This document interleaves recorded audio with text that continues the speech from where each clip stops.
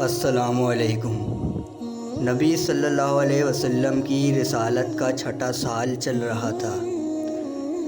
کفار مکہ پریشان تھے کہ لوگ اسلام قبول کر رہے ہیں، قریش ٹوٹ رہے ہیں، بھائی بھائی سے جدا، باپ بیٹے سے جدا۔ لوگوں کے ایمان لانے سے قبیلوں میں آپس میں ہی بے سکونی پھیلی ہوئی تھی۔ عمر فاروق نے سوچا کہ یہ سب محمد صلی اللہ علیہ وسلم کی وجہ سے ہو رہا ہے، معاذ اللہ، میں ان کو قتل کر دوں گا۔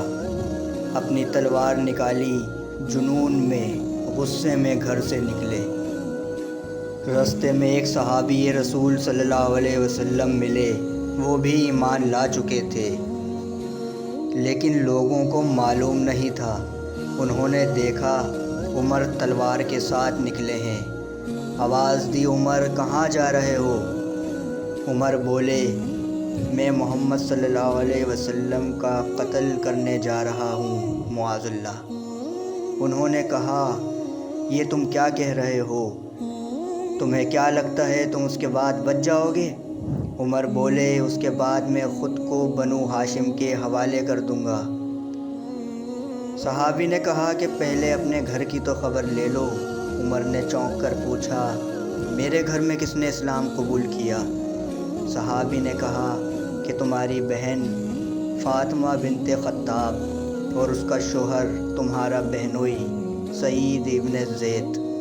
عمر غصے سے اپنی بہن کے گھر کی طرف بڑھ گئے۔ گھر کے دروازے پر پہنچے تو اندر سے قرآن کی تلاوت کی آواز آ رہی تھی۔ ایک صحابی حضرت خبیب عمر فاروق کی بہن کو اور بہنوئی کو قرآن سنا رہے تھے۔ دروازے پر دستک ہوئی، خبیب چھپ گئے۔ عمر فاروق کی بہن نے دروازہ کھولا، غصے سے گھر میں گھسے۔ کہا، میں نے باہر سے کچھ پڑھنے کی آواز سنی، کیا تم لوگوں نے اسلام قبول کر لیا؟ عمر فاروق کے بہنوئی نے کہا، جی، ہم نے اسلام قبول کر لیا۔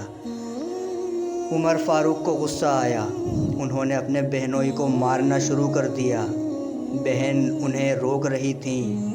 انہوں نے کہا کہ میرے شوہر کو اس لیے مار رہے ہو کہ ہم ایک اللہ کو مانتے ہیں، تم جو چاہے کر لو، چاہے ہماری جان بھی لے لو، اب ہمیں اس دین سے نہیں ہٹا سکتے، میں بھی مسلمان ہوں۔ آپ کی بہن نے کہا، اشہد ان لا الہ الا اللہ و اشہد ان محمدًا عبدہ و رسولہ۔ یہ سب سن کر عمر فاروق تھوڑے ٹھنڈے پڑ گئے، یہ دیکھ کر کہ ان لوگوں کو کیا ہو گیا کہ نہ مار کا اثر نہ جان کی فکر، ایک طرف پریشان ہو کر بیٹھ گئے۔ پھر اپنی بہن سے کہا، تم لوگ جو پڑھ رہے تھے مجھے بھی دکھاؤ، میں پڑھنا چاہتا ہوں۔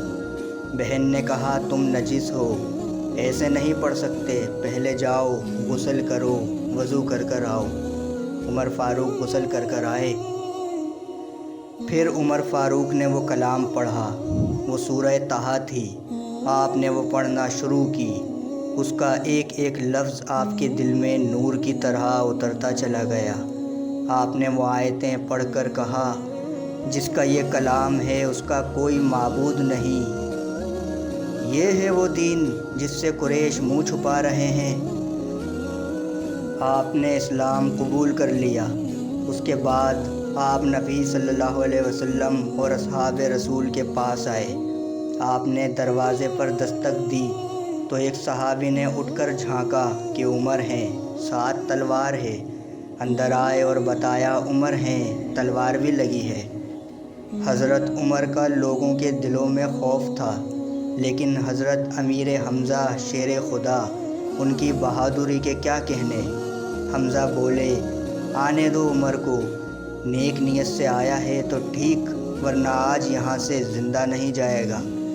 عمر کو اندر بلایا۔ عمر نبی صلی اللہ علیہ وسلم کے سامنے حاضر ہوئے اور کلمہ شہادت پڑھا، جس پر نبی صلی اللہ علیہ وسلم کو بھی خوشی ہوئی اور اصحاب کے بھی چہرے کھل اٹھے۔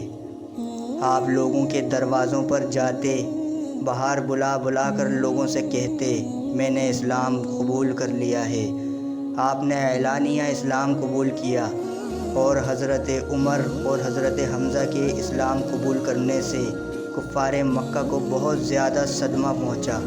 پھر مسلمانوں نے صحن کعبہ میں کھلے عام نماز ادا کی۔ نبی صلی اللہ علیہ وسلم نے اللہ سے دعا کی تھی کہ اے اللہ، عمر بن حشام یعنی ابو جہل یا عمر بن خطاب میں جو تجھے زیادہ پسند ہو اسے اسلام کی دولت سے نواز دے اور اس سے اسلام کو عزت عطا فرما۔ عمر فاروق کا قبول اسلام کے لیے عزت کا باعث بنا۔ انشاءاللہ پھر حاضر ہوں گے ایک اور نئی معلوماتی ویڈیو کے ساتھ۔ اللہ حافظ۔